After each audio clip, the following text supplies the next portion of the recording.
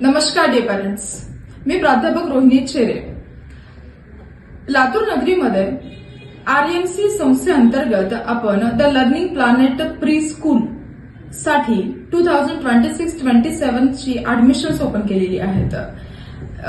हे प्रथम वर्ष आहे आपल्या प्री स्कूल साठीचं. आता लातूर नगरीमध्ये बराच वर्ष जॉब केल्याच्या नंतर माझ्या हे लक्षात आलेलं आहे की प्रॉब्लेम्स काय आहेत मुलांमध्ये. ऍक्च्युली सीबीएसईच्या मुलांना क्लास 1 पासून आपण जर सिलेबस पाहिला तर त्यांच्या एज पेक्षा सिलेबस जरा टफ वाटतो आपल्याला प्रथम दर्शनी. बट सिलेबस टफ नाहीये. प्री स्कूलमध्ये फाउंडेशन व्यवस्थित होत नाही मुलांचं.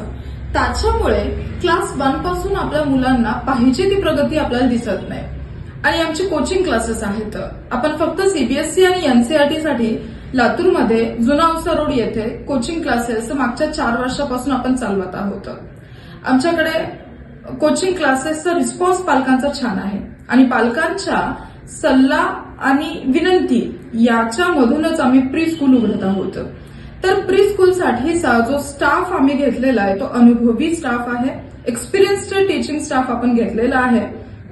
यावर्षी आपण आपली जी प्रिमाइस आहे तिथे प्री स्कूल चालू करत आहोत. इकडे आम्ही प्ले एरिया तयार केलेला आहे. क्लासरूम अतिशय ऍक्टिव्हिटी बेस्ड तयार केलेली आहे आणि क्लासेस असल्या कारणाने आमच्याकडे स्मार्ट बोर्ड्स पण अवेलेबल आहेत.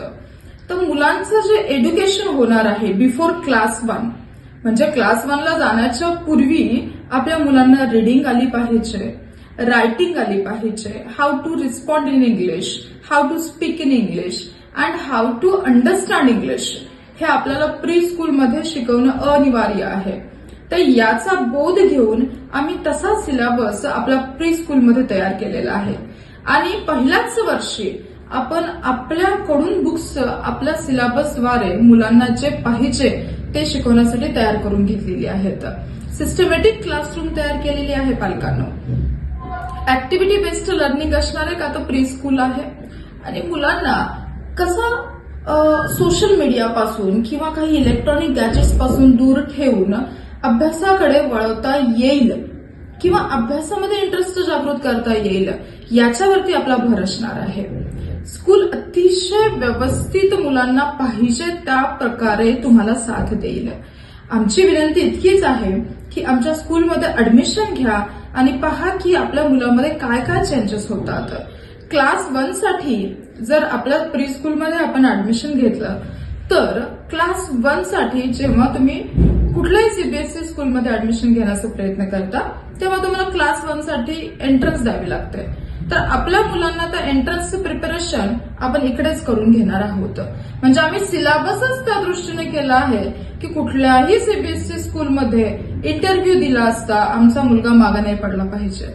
आज आम्ही स्वतः क्लास 1 साठी इंटरव्ह्यूचे क्लासेस घेतो म्हणजे एंट्रन्सचे क्लासेस घेतो. तर आमच्या निदर्शनास आलं की ते don't understand English at all. म्हणजे प्री स्कूलमध्ये मुलं इंग्लिश मिडियमला जातात, सीबीएसई स्कूलला जातात, म्हणजे आम्ही आता सिलेबस तयार केलेला आहे तसाच, परंतु मुलांना इंग्लिश नाही समजत आहे हे आम्हाला थोडंसं खटकत आहे. म्हणजे मुलगा तर इंग्लिश मिडियमला जातो, मुलगा मुलगी इंग्लिश मिडियमला जातो स्कूलमध्ये, बट इंग्लिश नाही येते म्हणजे ही खरंच खंत आहे. आणि हे जरा विषय वेगळाच आहे. आपण घरी मराठी बोलतो, मुलं कार्टून हिंदीमध्ये पाहतात, मुलंही आपापसात हिंदीमध्ये बोलतात आणि इंग्लिश मिडियम शाळेत टाकतो आपण आणि बुक्स इंग्लिशमध्ये. कसं येईल आपल्या मुलांना इंग्लिश? तर याचा समन्वय आपण आपल्या स्कूलमध्ये इकडे साधणार आहोत. फर्स्ट स्टँडर्डसाठीच्या एंट्रन्सचं प्रिपरेशन मस्तपैकी आपल्या स्कूलमध्ये करून दिलं जाईल. तर आमच्यावर विश्वास ठेवा आणि विदाउट एनी डाऊट आमच्या स्कूलमध्ये आपल्या मुलांचं ऍडमिशन द्या प्री स्कूलसाठी. कुठली क्लासेस आहेत तर प्ले ग्रुप आहे, नर्सरी आहे, ज्युनियर केजी आहे आणि सिनियर केजी आहे. थँक्यू.